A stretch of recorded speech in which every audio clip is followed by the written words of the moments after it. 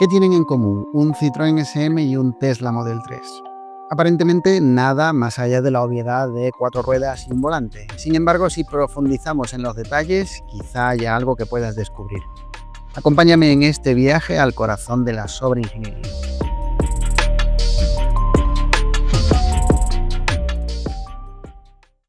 Hacer algo más complicado, más complejo de lo estrictamente necesario es algo que en ingeniería no suele ser eficiente. Sin embargo, hay ocasiones en las que puede estar justificado, y no necesariamente porque la ingeniería no consista precisamente en ahorrar, sino todo lo contrario, más bien porque se quiera conseguir un objetivo más allá de lo exclusivamente funcional. Tal vez no hayas escuchado hablar del término en español, sobre ingeniería, pero si lo traducimos, sí te darás cuenta de que más de una vez puedes haber leído overengineering. Probablemente alguna vez te hayas cruzado con el concepto. La sobreingeniería no es más que el desarrollo por encima de lo estrictamente necesario de un producto, de un mecanismo o de cualquier elemento que requiera de un estudio de ingeniería. Tal vez a priori esto no parezca lo más adecuado. Sin embargo, hay veces en que el objetivo del equipo de ingenieros o del equipo de desarrollo está en perdurar, en trascender a lo largo del tiempo. Y a veces esto se consigue fijándose precisamente en detalles en los que nadie repararía, pero que cuando los percibes sí que marcan la diferencia. Es, por así decirlo, una manera de superarse, de ir más allá de lo común, de lo establecido, de lo mundano. A lo largo de la historia del automóvil hay muchos ejemplos de sobreingeniería. Esta ha sido empleada en diferentes aspectos y diferentes campos. Yo aquí quisiera hoy establecer un punto de partida que sería el que yo considero el del automóvil moderno, y que podríamos decir que comenzó cuando se sustituyeron las tradicionales carrocerías de tipo tubular y los chasis de travesaños por la carrocería autoportante o de tipo monocasco. Quiero hacer un pequeño repaso histórico empleando determinados coches que marcaron un hito precisamente por sus detalles de ingeniería. Si antes he dicho que el automóvil moderno lo podría considerar aquel que emplea un monocasco, me puedo quedar precisamente en la época en que todavía las carrocerías se hacían con chasis de tipo tubular para hablarte de empresas como Superleggera, una fábrica que se dedicaba a hacer prácticamente de manera artesanal el trabajo de carrocería, gracias precisamente a la especialización en la manufactura del aluminio.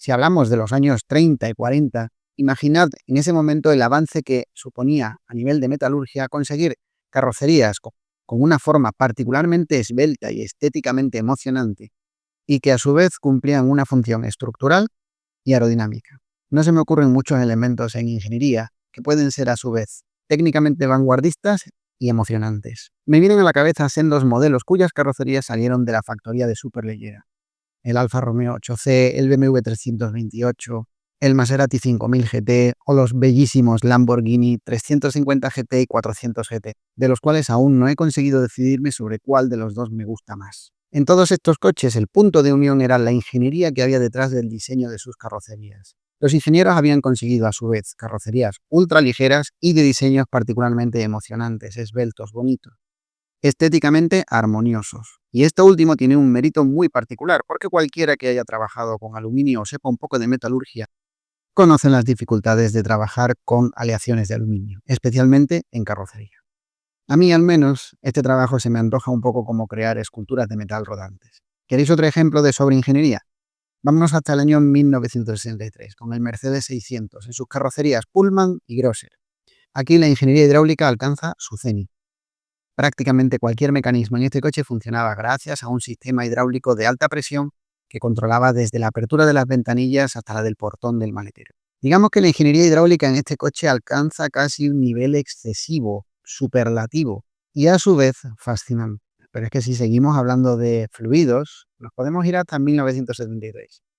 El Citroën SM es otro vehículo que me sirve de perfecto ejemplo de cómo en este caso la ingeniería, tanto hidráulica como neumática, se unen para conseguir resultados hasta entonces prácticamente inaccesibles para un vehículo que no fuese de competición.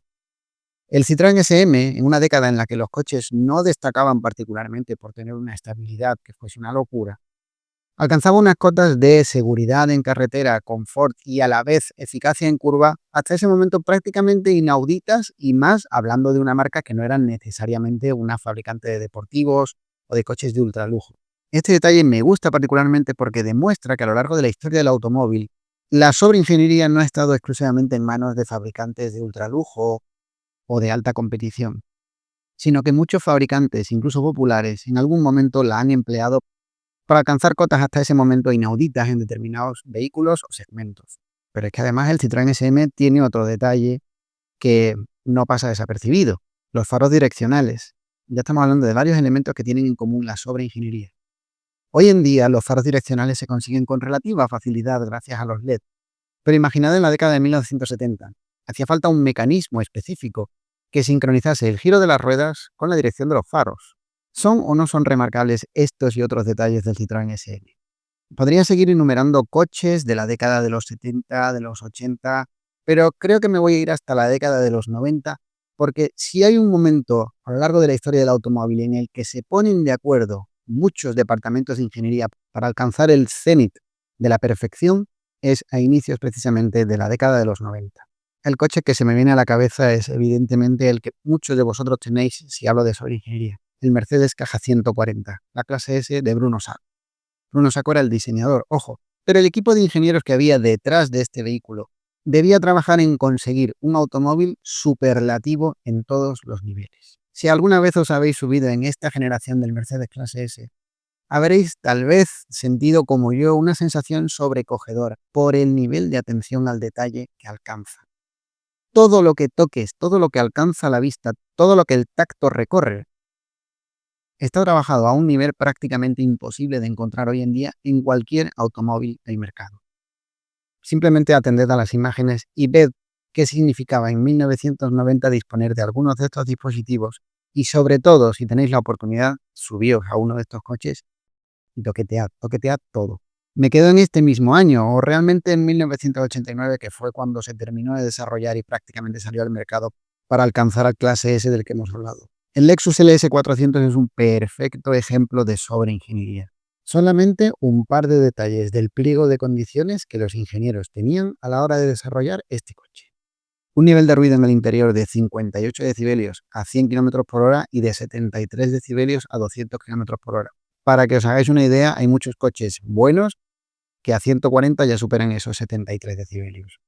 Pero es que es más, tenía que ser 50 kilogramos más ligero que todos sus competidores, que en ese momento eran el BMW Serie 7 y el Mercedes Clase S de la anterior generación.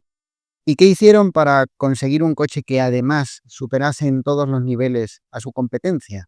Llevarse a un equipo de ingenieros a Estados Unidos y estudiar de forma antropométrica el comportamiento de todos los clientes de este tipo de coches. Es fascinante conocer el nivel de detalle que trabajaron estos japoneses para conseguir que el Lexus LS400 estableciese una nueva cota a la hora de medir cómo tenía que ser un coche de lujo. Me voy a ir precisamente otra vez a la competencia, porque si hay un segmento en el que la sobreingeniería ha estado presente es en el de las berlinas de lujo. El BMW Serie 7 de 1994, la carrocería de 38, tiene detalles también que son absolutamente fascinantes, pero solamente me voy a fijar en uno. ¿Alguna vez habéis visto cómo desciende la guantera de este coche? Si no lo habéis visto, entrad en uno si tenéis la oportunidad y abridla. El mecanismo con el que se abre la guantera del BMW Serie 7 de 38 es un ejemplo perfecto de sobreingeniería, ya que donde otras marcas emplean simplemente una bisagra y algún elemento que frene la caída, el BMW E38 tiene un sistema que bascula mediante muelles neumáticos. ¿Queréis otro ejemplo de sobreingeniería? El Citroën Xantia. Cuando salió al mercado, allá por finales del 93, principios del 94, si no me falla la memoria, podía equipar opcionalmente la suspensión activa, que se llamaba así, activa, gracias a que contaba con barras estabilizadoras activas, un elemento que a día de hoy todavía está limitado a berlinas de muy altas prestaciones y como equipamiento opcional. Vale, todos conocemos más o menos esta novedad, pero es que un detalle que hacía particularmente especial en curvas a este coche eran los neumáticos con los que iba equipado, que por entonces también era una novedad, los Michelin Pilot SX. Estos neumáticos pertenecían a una gama que Michelin había lanzado recientemente y que estaba formada por tres modelos: Pilot CX, Pilot HX y Pilot SX. Los más deportivos eran los Pilot SX y estaban presentes en una berlina de menos de 4 millones de pesetas. Probablemente si hay un ejemplo de sobreingeniería a mediados de los 90 es el McLaren F1. No hace falta contar mucho de este coche. Todo en él es un elogio a la sobreingeniería, gracias a Gordon Murray. Aunque muchos ya conocéis detalles del coche, como el revestimiento térmico de oro del motor, quizá no sepáis que Murray encargó a Kenwood el equipo de sonido más ligero del mundo, con un cargador de 12 CDs capaz de aguantar aceleraciones de hasta 1,5 Gs. Creedme si os digo que lo habitual en la época era que estos reproductores fallasen momentáneamente con un simple bache. Y atención a los neumáticos que equipaba. Michelin Pilot SX. ¿Veis lo que decía del Citroën Xantia? Es la manera de conseguir la excelencia automotriz gracias a la sofisticación máxima en cada detalle. Por eso era en su momento el coche más caro del mundo. Pero ojo, no vayáis a pensar que todos los superdeportivos eran un ejemplo perfecto de sobreingeniería. Los hay todo lo contrario. El Lamborghini Diablo, sin ir más lejos, era lo más parecido a conducir un camión rápido. Es decir, aquí se podían enfrentar en el mercado lo rústico y arcaico con lo excelente, con lo súper eficaz, incluso con lo más sencillo. ¿Qué es lo que conseguían transmitir todos estos coches de los que os he hablado como ejemplo? Pues una obsesión por la calidad, no solo percibida, sino real. No se trata solo de lo que ves, sino de lo que sientes y escuchas mientras lo conduces. Se puede decir que hay una especie de deleite mecánico en cada clic, en cada cierre, en cada gesto. Y además, como aficionado, sentías que todos estos avances iban orientados especialmente hacia el conductor, que era básicamente el protagonista, el centro de atención. Cuando muchos de estos avances han sido ya superados por la industria porque se ha alcanzado un nivel de compromiso muy alto, el foco se ha puesto en otro lugar y digamos que el conductor se ha quedado en cierto modo huérfano. Muchos de estos avances tienen que ver con la seguridad y es una causa muy noble, pero el propio conductor no los percibe especialmente, por lo que al final pierde como esa sensación de que conduce algo especial. Por otro lado, el exceso de regulación, por qué no decirlo, también fastidia el diseño. Además, hay un detalle común a todos estos elementos de sobreingeniería y es que casi todos tienen presente la mecánica en algún aspecto y no la electrónica, por lo que satisfacen una especie de necesidad material a la hora de interactuar con el coche. ¿Qué queda hoy de la sobreingeniería de la que tanto os he hablado hasta ahora? Pues aunque no lo penséis, sigue presente en muchos coches. Lo que pasa es que ya no es tan fácil de percibir, porque quizá el foco, como he dicho, ya no permanece atento a esos detalles. Y hay que ser mucho más observador o conocer profundamente la industria, o tener acceso a muchos coches. El primer ejemplo que se me viene a la cabeza es Tesla. Muchos lo han criticado por su nivel de acabados, por algunos detalles, etc. Incluso hay muchos aficionados que lo detestan como vehículo. Pero su red de supercargadores es un ejemplo perfecto de sobreingeniería, porque atañe directamente al eslabón más débil de la cadena, el de cargar el vehículo. La estabilidad con la que funciona y lo bien integrado que está todo el ecosistema en el funcionamiento del coche es maravilloso. Y si habéis conducido coches con asistentes a la conducción, precisamente como los Tesla, sabréis que posiblemente los mejores son, a nivel usuario, Mercedes-Benz. No es casualidad, Mercedes sigue haciendo coches maravillosos, pero el coste por no tener los mejores plásticos dentro del habitáculo, cosa que antes sí hacía, es disponer a cambio de los mejores asistentes de conducción, porque son los que funcionan con mayor precisión, son los más afinados. Y si nos vamos al mundo de los superdeportivos, hay cientos de ejemplos. Lo que pasa es que tampoco está el deleite ya en lo mecánico, sino en disponer de la última tecnología. Un ejemplo perfecto, el Ferrari F80. Es una manera de Ferrari de decir a sus clientes, os pongo un trocito de mi Fórmula 1 directamente en el capó de vuestro coche. ¿Cómo? Gracias a la última tecnología de hibridación. Es como decir, te doy un pedacito de mi Fórmula 1 para que lo disfrutes tú solito. Y ojo, porque además es que va bien en circuito. Otro ejemplo muy sencillo, el de los faros Matrix LED.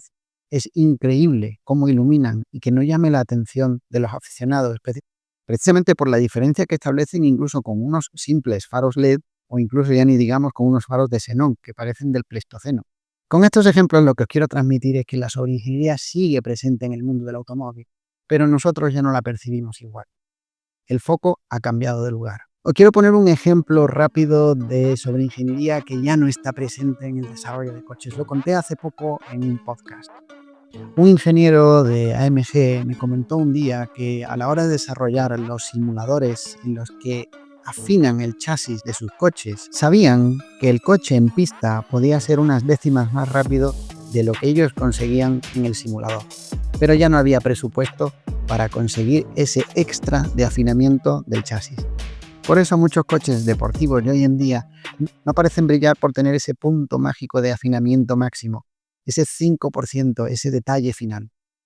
es porque ya el presupuesto de la marca no está destinado a 4 o 5 modelos, sino a una gama muy amplia, en la que muchos de los kilómetros de desarrollo se hacen exclusivamente en simulador, mientras que antes se hacían en pista, con pilotos. Se siguen haciendo, pero ya no tantos kilómetros físicamente. Muchos son en simulador. Si has llegado hasta aquí, gracias. Te invito como siempre a dar me gusta, a seguir al canal, a activar las notificaciones y sobre todo a recordar que la vida es muy corta para conducir un coche aburrido. Yo soy Mario Garcés y esto es Procar.